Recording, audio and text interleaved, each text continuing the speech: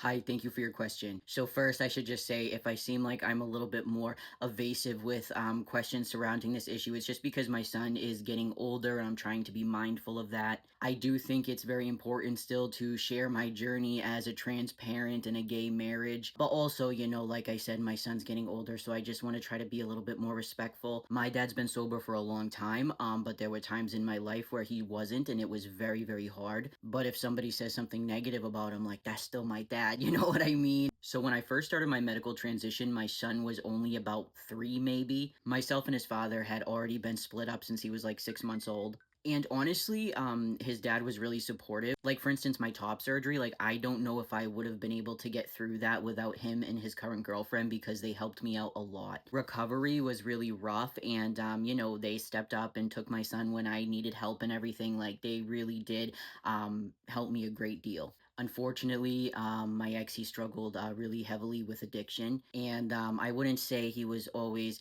a safe and great person, not in active addiction, but when active addiction hit, it was much, much worse. One day I literally had cops show up to my house out of nowhere. I had no idea what was going on, and they let me know that he was involved in several crimes, pretty high level dangerous crimes that I knew I was gonna have to do something. So I called my now husband. He was my boyfriend at the time. So long story short, I had to get the courts involved. I mean, it wasn't really an option. And that's when things got really scary because it didn't matter that he was using, that he was unstable, that he had warrants, that it was unsafe. His home setup was that of a traditional family.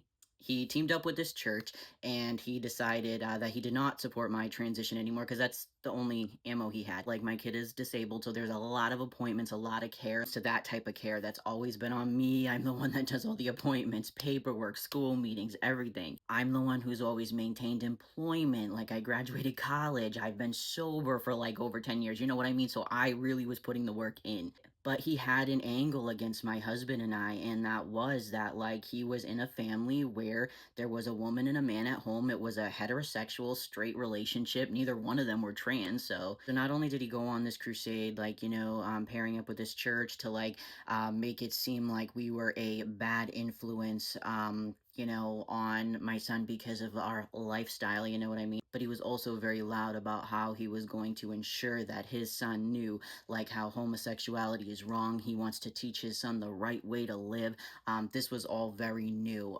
It was just because he was grasping at straws. But that was very scary because his desperation, instead of just doing the right thing and getting sober, his desperation really could have cost me custody of my son. Like, we were terrified. My husband, he worked his ass off to make sure I had money to get a lawyer. I didn't make enough to get a lawyer. So he would work, like, long, long shifts just to ensure that, like, we could secure a lawyer and fight everything. The irony in all of this is that when the court date came, I showed up.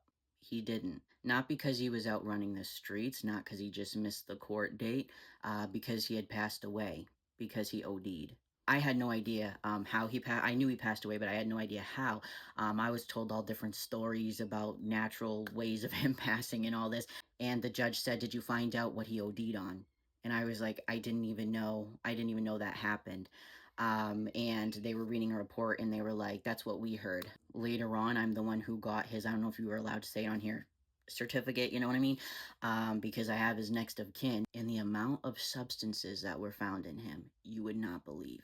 I just find it so ironic, infuriating, but ironic that I was constantly under fire and getting lectured about what a bad influence, that my husband and I were having on our son because I'm trans, because we're in a gay relationship.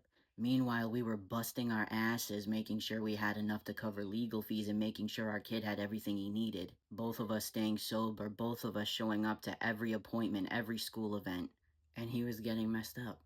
But because my family isn't traditional, he still had a shot.